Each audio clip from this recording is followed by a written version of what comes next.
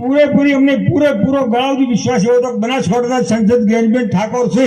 અને એનું પરિણામ બનાસકાંઠાની પડદાથી આવ્યું એના એટલે ખૂબ આપણે બનાસકાંઠાની પડદાનો ન માને એટલો ખરેખર આભાર માનવો જોઈએ.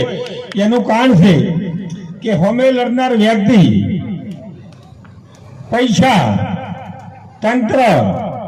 જેટલું કહો એટલું બધું અને સાહેબ બીજા તો ગમે તે જ્ઞાનીબેન બેઠા દીવદર મત વિસ્તારમાં જ્ઞાનીબેન ખરફસો એ પૈસો અને અમારા નામે છે ઉધરેન તો કહેલું પાછું બસ તો 1 રૂપિયો ખર્ચો કરાય સિવાય છેલ્લે 5,000 રૂપિયા એલા એની ઘણા તો એમ કે 10 પહોંચાલો ને બેન એમ જો પૈસા દીધું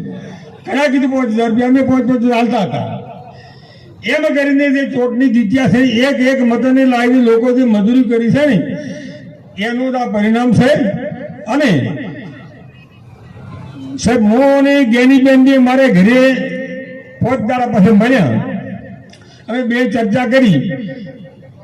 જ્ઞાનીબેન ની યાદ છે નથી બેન રોટલા ખાઈને બહાર નીકળે ને તારા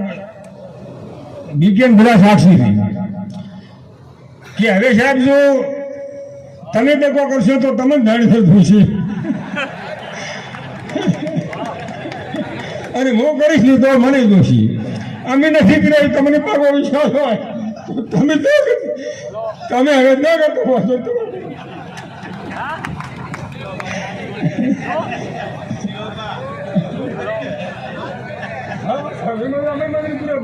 અને એનું પરિણામ તો અમે એમની 25,000 દીધી હતી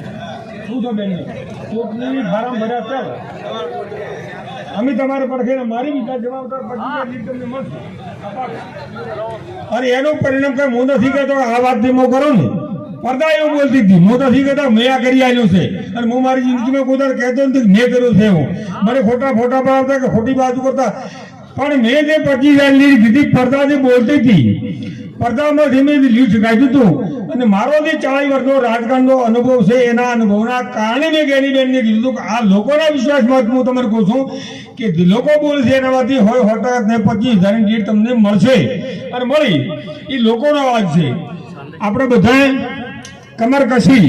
અને ગુજરાતમાંથી એક સીટ જીતી અને એમાં બનાસકાંઠાની જીતીની બદલ આપણે ખરેખર બનાસકાંઠાની પડદાનો જેટલો નમનો એટલો ખૂબ ખૂબ આભાર માની મારી વાણી સાહેબ વિરમાનું જય હિન્દ ભારત. ખૂબ ખૂબ આભાર.